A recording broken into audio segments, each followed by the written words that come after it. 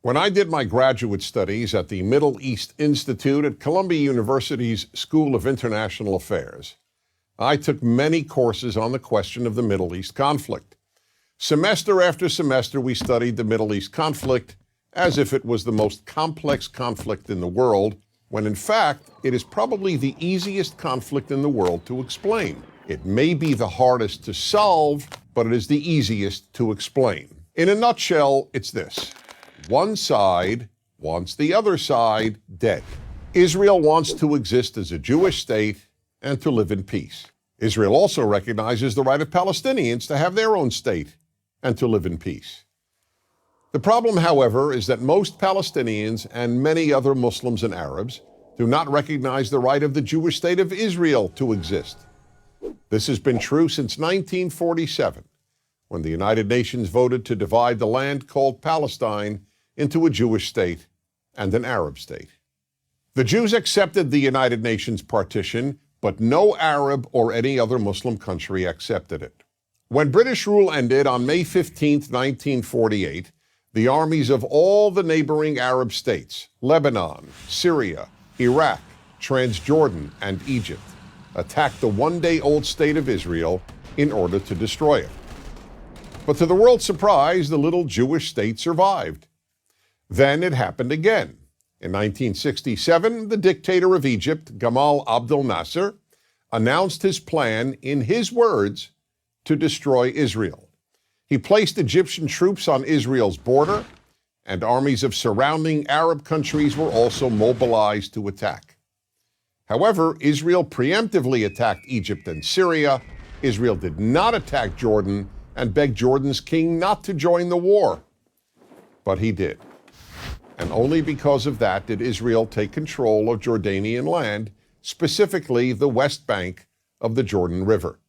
Shortly after the war, the Arab states went to Khartoum, Sudan, and announced their famous three no's: no recognition, no peace, and no negotiations. What was Israel supposed to do? Well, one thing Israel did a little more than a decade later in 1978 was to give the entire Sinai Peninsula, an area of land bigger than Israel itself and with oil, back to Egypt, because Egypt, under new leadership, signed a peace agreement with Israel. So Israel gave land for the promise of peace with Egypt, and it has always been willing to do the same thing with the Palestinians. All the Palestinians have ever had to do is recognize Israel as a Jewish state and promise to live in peace with it. But when Israel has proposed trading land for peace, as it did in 2000, when it agreed to give the Palestinians a sovereign state in more than 95% of the West Bank and all of Gaza, the Palestinian leadership rejected the offer and instead responded by sending waves of suicide terrorists into Israel.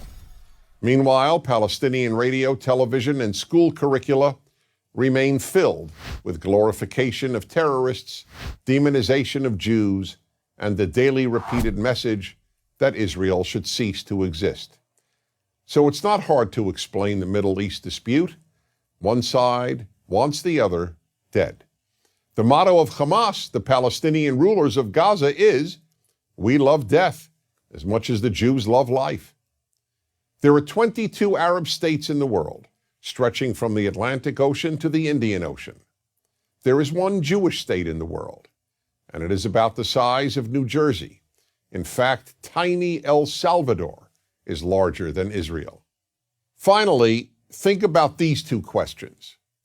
If tomorrow Israel laid down its arms and announced, "We will fight no more," what would happen? And if the Arab countries around Israel laid down their arms and announced, "We will fight no more," what would happen? In the first case, there would be an immediate destruction of the state of Israel and mass murder of its Jewish population. In the second case, there would be peace the next day. As I said at the outset, it is a simple problem to describe.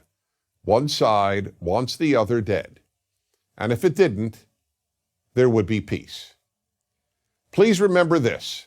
There has never been a state in the geographic area known as Palestine that was not Jewish. Israel is the third Jewish state to exist in that area. There was never an Arab state, never a Palestinian state, never a Muslim or any other state. That's the issue. Why can't the one Jewish state the size of El Salvador be allowed to exist? That is the Middle East problem.